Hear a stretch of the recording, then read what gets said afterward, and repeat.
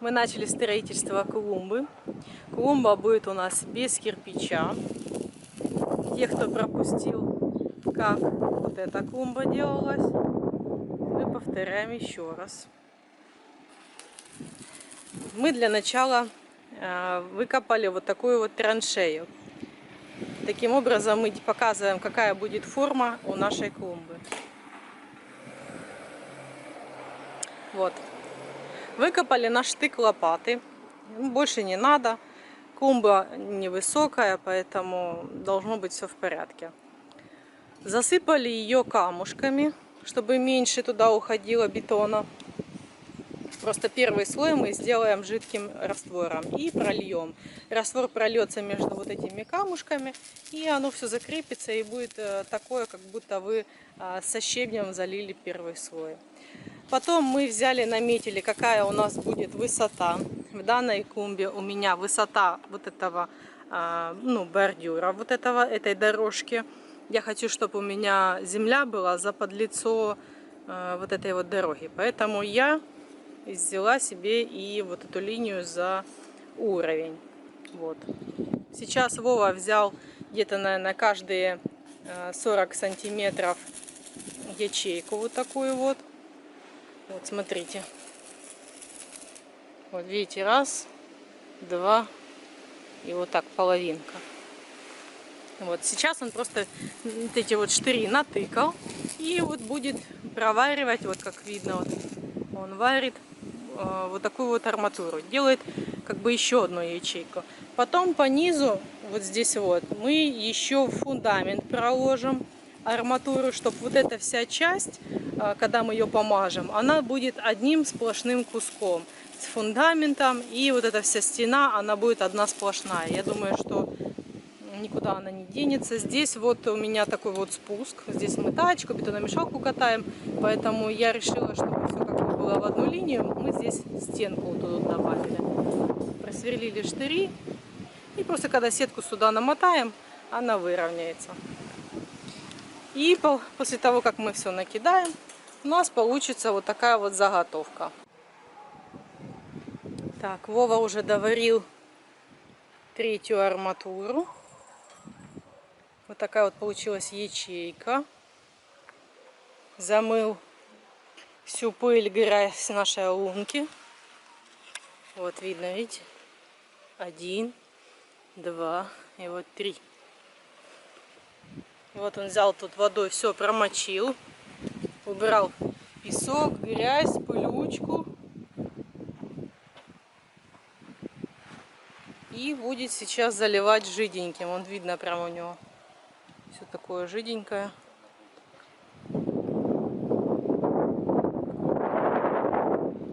Все вот эти вот камушки в лунке он будет проливать. И будет заливать вот по уровень земли. Чтобы вот эта вот арматура была в бетоне. Она будет нашим именно несущим каркасом.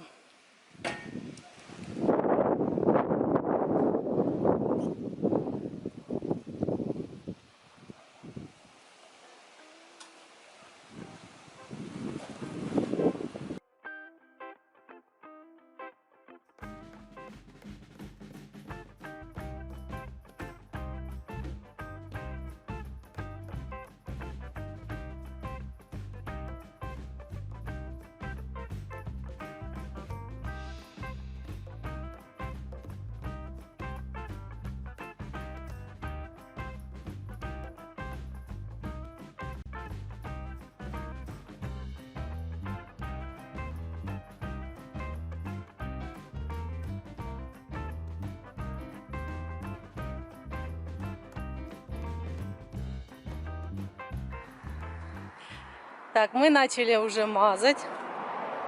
Смотрите, вот так вот. Вот так. Начали мазать сетку. Вот такая красота получилась. Ну, я покажу.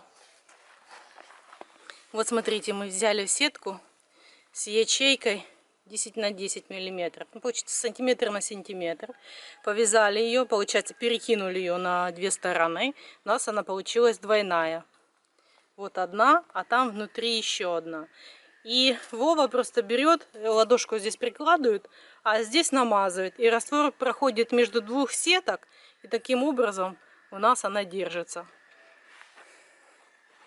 Вот сейчас Вова вам покажет, как это выглядит.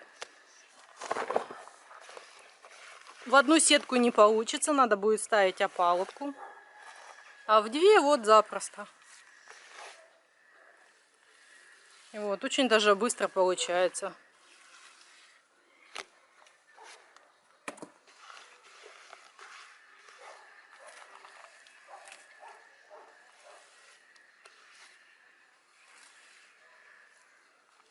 Вот так вот.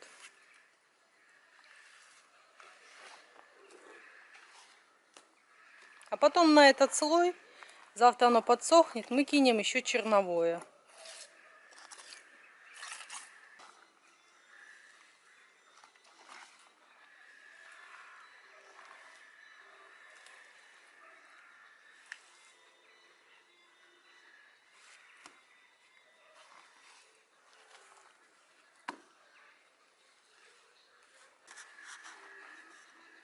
Вот уже видно, какой красивый будет контур клумбы. Уже подкидали черновой слой нашей клумбы, посмотрите. Тут уже все, прям аж стенка крепющая просто. С этой стороны мы тоже кинули черновой слой и кисточкой загладили. Сделали гладкий слой, потому что здесь должна быть гидроизоляция. Это ее делать надо обязательно. Иначе, когда у вас здесь будет земля, вы будете ее поливать, сырость будет пропитывать бетон, и здесь с этой стороны будет отставать краска. Поэтому гидроизоляцию внутри обязательно делаем. Вот такая вот красота. Тут мы оставили, потому что клумба должна быть еще туда длинное продолжение. Пока мы этот кусок вот так оставляем. Доварили сюда перила. По перилам я потом вам отдельный мастер-класс покажу. Сейчас пока вот у нас такая вот клумба. Тут вот решили, что слишком оно очень просто так взяло вот сюда вот и закончилось с дорожкой. Как-то оно простовато. Поэтому добавили вот еще такой вот металлический каркас вот с такой вот завихрушкой. Потом у меня планируется, что вот эта часть это металл. Он там, получается, у нас здесь вот так завернулся, а тут его приковали плавненько по всей клумбе. Будет идти вот такая металлическая шина. И когда вот так вот ее прибивали по краю, то здесь такой вот хвостик остался незадействованный. Поэтому он так завернулся и тут остался. Я думаю, что должно получиться очень интересно. Сейчас мы сюда повяжем сетку и точно так же черновым слоем замажем. Оно будет все в один слой. И уже на вот эту часть, на этот слой можно замечательно лепить камень и делать любую другую лепку. Мы здесь домазали вот такой вот элемент ковки сюда, и будет небольшой завиток. Решили с Вовой, что вот этот край вот этой вот как дорожки оставлять нельзя, будет некрасиво, поэтому мы решили тоже сюда пустить такую шину, и она пойдет вот сюда, под эту часть, либо просто нарежем камушек. Ну, еще по ходу подумаем, что с этим делать. В общем, однозначно здесь надо набить сетку. Забили он дюбеля и прибили сетку, потому что гладкая поверхность здесь ничего держаться не будет. Еще плюс там с дорожки снег, дождь, все вот эти вот процессы будут происходить, оно просто отвалится. Поэтому мы здесь добавили кусок сетки.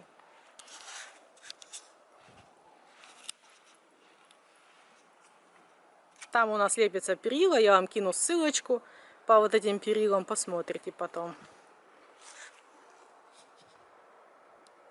Так, ребятки, я уже начинаю ляпать эту клумбу.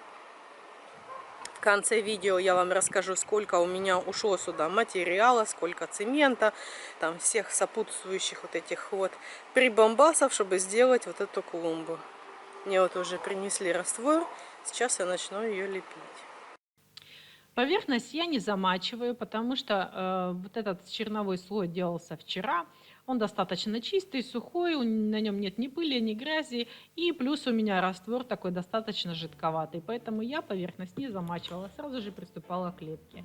Вот после того, как накидала, я взяла, притерла раствор мастерком, как бы сделала его таким вот однородным слоем.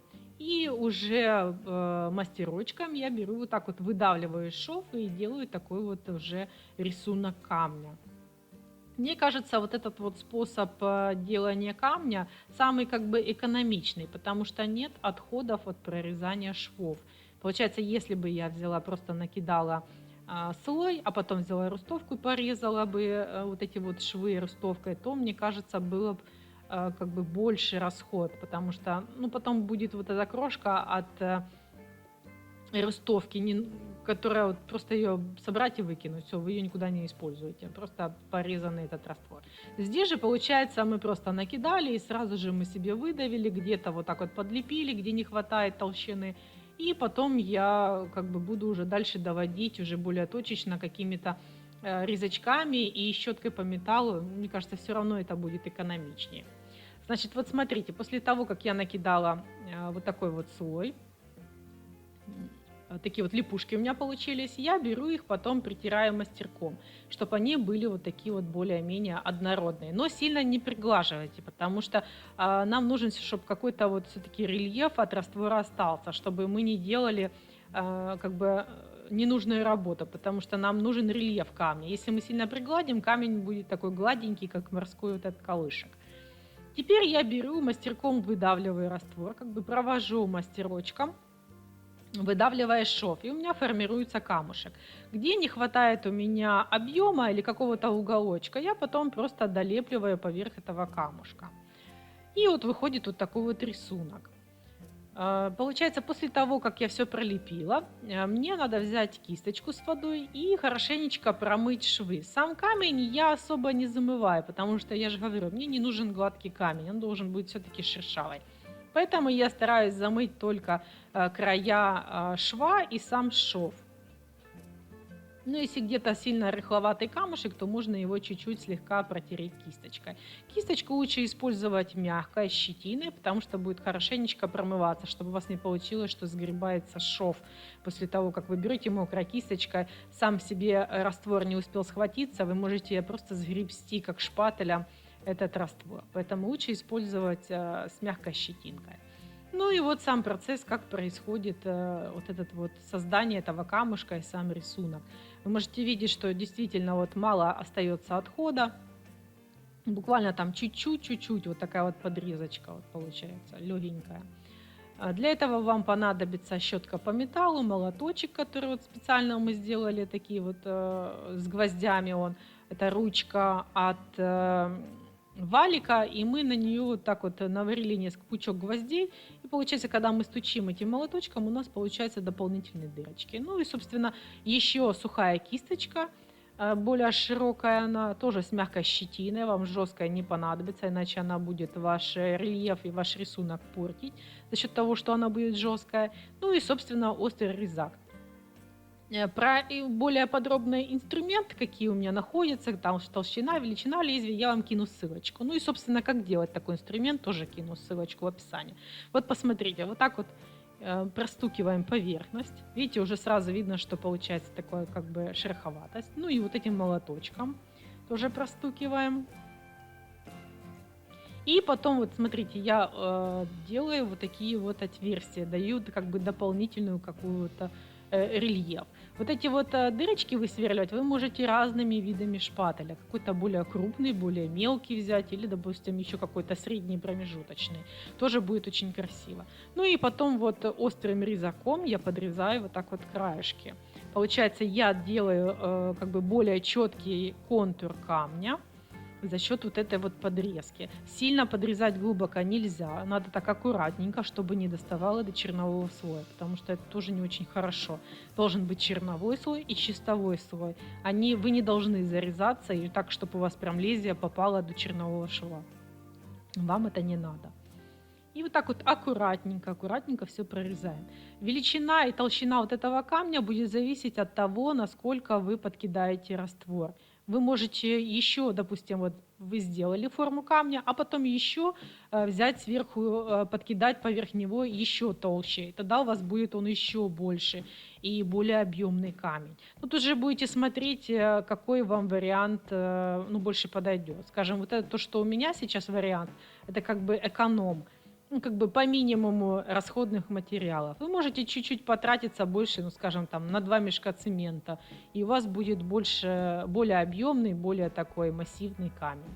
Ну, тут уже как вам, по желанию вашему, как вам понравится. У меня вот такой вот достаточный объем. Вот получается, на первый день я вылепила камень, но на второй день я уже приступаю к ковке, потому что, ну, по времени никак не получится. Клумба у меня получилась 6 метров. Ну, не то чтобы она большая, но просто что вылепить и зачистить камень занимает время, поэтому вы должны это учесть. Чтобы не получилось, что вы взяли, вылепили камень, налепили вот эту вот ковку, которую я себе придумала сверху, и у вас не получается, уже ночь настала, а вам все зачистить и залепить, и как бы дорезать. В общем, не старайтесь делать все в один день, распределите свое время. Я вот взяла, распределила, что сегодня я делаю камень, а на следующий день я сделаю ковку. Ничего страшного в этом нет. Как вы видите, у меня верхний край, где я буду лепить эту ковку, он такой шершавый, видно, что он недоделанный до конца. Я специально оставила такой шероховатости и как бы бугры, чтобы к нему хорошо прицепился вот этот чистовой слой. Вот так вот просто кидается и как бы формируется вот такая вот полоса. Как я уже говорила, у меня идея, что здесь такая металлическая шина окована поверх этих камней. Но она как бы не то чтобы сбоку прилеплена, а как будто эту шину взяли так, как скажем, обогнули и как бы надели на эти камни. Поэтому она у меня такая вот с двух сторон одинаковая. Соответственно, вот видите, я сейчас беру, леплю вот эти вот заклепки, которые стянули. Ну, ее же как-то надо было стянуть, она же чем-то должна держаться, поэтому ее надели на эту, на камне надели эту шину и между собой стянули вот такими вот заклепками. Заклепки должны быть с обеих сторон как бы в одной линии, потому что это же как бы взяли ее на вылет, просверлили и потом заклепали. Поэтому они должны быть с одной и с другой стороны в одной линии. Они не могут быть с одной стороны в одном шаге идут, а с другой стороны в другом шаге. Ну, хотя, в принципе, тут уже у кого какая фантазия. Может быть, у вас достаточно объемный такой камень, что у вас заклепка не прошла на вылет. Поэтому, в принципе, тут уже можно и так. Вот я уже пролепила вот эту вот шину. И приступила вот к такой вот красивой завихрюшке, такому завиточку. Как я уже говорила, что ее начали ковать, эту шину, с конца, а здесь вот хвостик остался, и вы просто так завернули, чтобы он под ногами не путался. Такой вот красивый завиточек остался.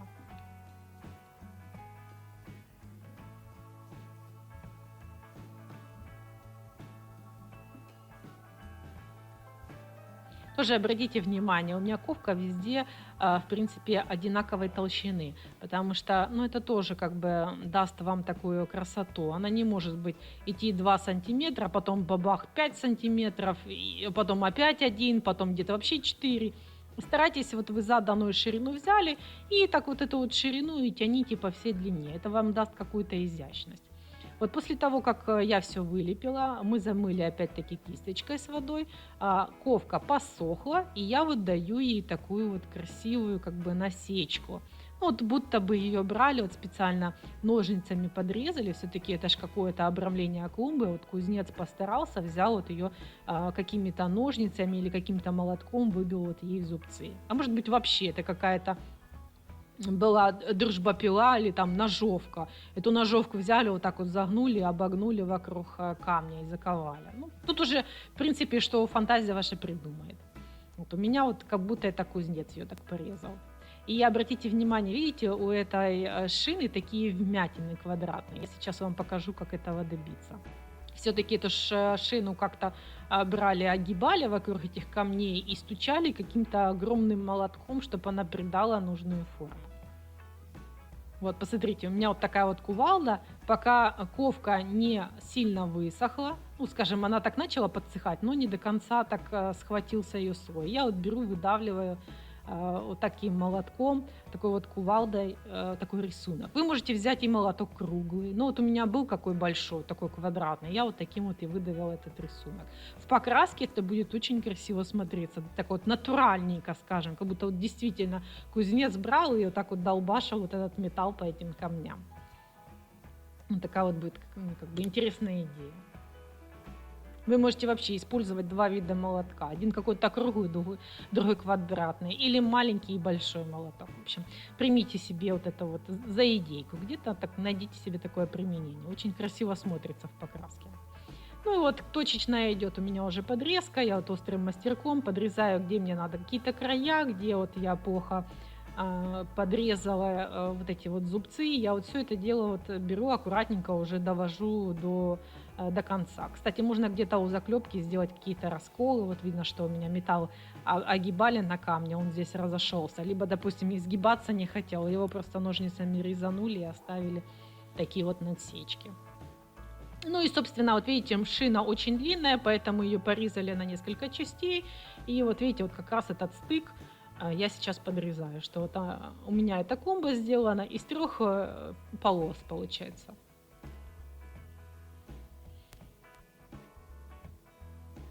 Ну, как бы дополнительный элемент.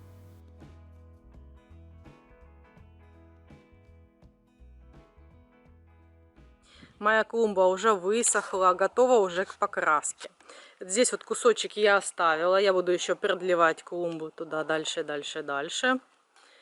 Пока вот этот вот кусок я закончила. Хочу засыпать сюда землю, чтобы уже на весну можно было посадить какие-то цветочки. Значит, мне надо будет сюда перед засыпкой земли взять, сделать гидроизоляцию.